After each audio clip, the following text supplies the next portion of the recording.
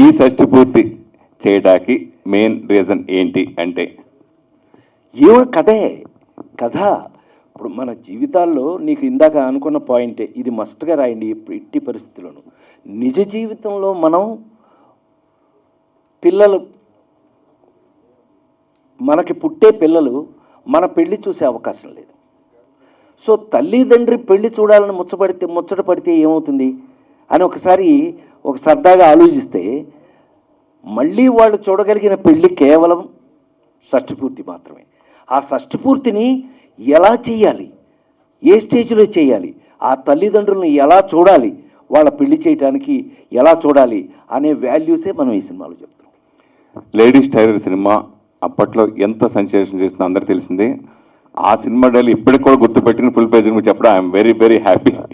So మళ్ళీ అంత hit అయిన కాంబినేషన్ మీ ఇద్దరిది, మీదే అర్చన గారిది. అయితే మళ్ళీ ఎందుకు మీ ఇద్దరు కాంబినేషన్లో సినిమా రాలేదు అంటే? నువ్వు ప్రొడ్యూసర్వే కదా, నిన్ను అడగాలి, మమ్మల్ని అడిగితే అలాగే. ఎందుకో నిజంగానే మేము అలాగే అనుకున్నాం. మొన్న ఎవడో కలిసినప్పుడు ఏంటని మనం ఎందుకు కలుసుకునేంటి, ఎప్పుడూ కూడా సినిమాలో కలుసుకోవటం అనేది కానీ కాంబినేషన్స్ కానీ నాకు తెలిసి కథలను బట్టే ఇవాళ ఈ వాల్యూ ఆఫ్ కథలు వచ్చింది అని నేను అనుకుంటున్నా. మీరు చెప్పండి. ఆయన చెప్పిన విషయమే, కథే, ఇలాంటి కథ. అంతేకాదు క్యారెక్టర్స్ ప్లస్ రాజేంద్ర ప్రసాద్ గారు ఫ్యామిలీ ఆడియన్స్ని ఎలా అయితే అట్రాక్ట్ చేశారో, he is the most commercial entertaining hero కూడా అయ్యారు కదా. సో ఆ ఎంటర్టైన్మెంట్ ఆయన చేస్తున్నప్పుడు నేను కొంచెం ప్యారలల్ సినిమాలోకి వెళ్ళాను, ఇఫ్ ఐఎమ్ రైట్ కదండి. I'm in to parallel cinema. So మేమిద్దరం అనేటప్పటికీ అక్కడ మరొకరిని మనం గుర్తు చేసుకోవాలి.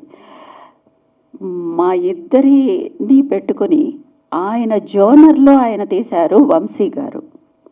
ఆ జోనర్కి మేమిద్దరం సూట్ అయ్యాము. ఆయనకి చాలా సీరియస్ కమిటెడ్ ఆర్టిస్టులు కావాలి, ఎట్ ద సేమ్ టైం ఆయన స్క్రిప్ట్కి ఫిట్ అవ్వాలి. అలా మేమిద్దరం ఆయనకి కరెక్ట్గా కుదిరాము. అప్పుడు మళ్ళీ అలాంటిది ఒకటి ఇంట్రెస్టింగ్గా మా ఇద్దరికి రాలేదు. అలా వస్తే మేమిద్దరం చేసేవాళ్ళం. అంటే యాక్చువల్గా తను ఆ తర్వాత ప్యారలల్ సినిమా ఉంది, దాని అర్థం ఏంటంటే దాసి, దానికి అవార్డు కూడా వచ్చింది. వీడు, సంధ్యారాగం, ఇలాగా ఒక టైప్ ఆఫ్ ఫిలిమ్స్కి తను సెట్ అయ్యి అవార్డ్స్ వచ్చి అలా అటు వెళ్ళిపోయింది.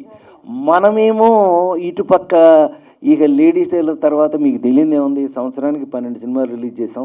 అందులో చాలా వరకు 100 రోజులు ఆడి ఎంటర్టైన్మెంట్ మీ అందరినీ prime minister to common man, అంటే ప్రైమ్ మినిస్టర్ దగ్గర నుంచి మామూలు మనిషి వరకు కూడా నవ్వించిన హీరోగా చివరికి నాకు ఆంధ్ర యూనివర్సిటీ డాక్టరేట్లు కానీ ఇవన్నీ జస్ట్ బికాస్ ఆఫ్ ఎంటర్టైన్మెంట్. నేను ఇటు సైడ్కి వెళ్ళిపోయాను.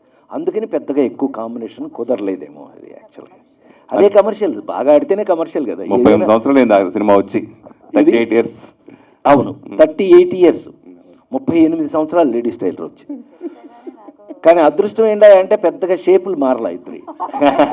ఒకవేళ ఇది ఇలా ఈ కుర్చీ పట్టకుండా ఈ షేపులు అయిపోయినట్టయితే మనం కూడా ఏం చేయగలిగి ఉండేవాళ్ళం కాదు. బట్టలు కొట్టింది మీరు కదా. కొట్టిందండి దెబ్బ, వేసింది. ఇలాగే ఉండేది షూటింగ్ దగ్గర, ఇంతే గోల.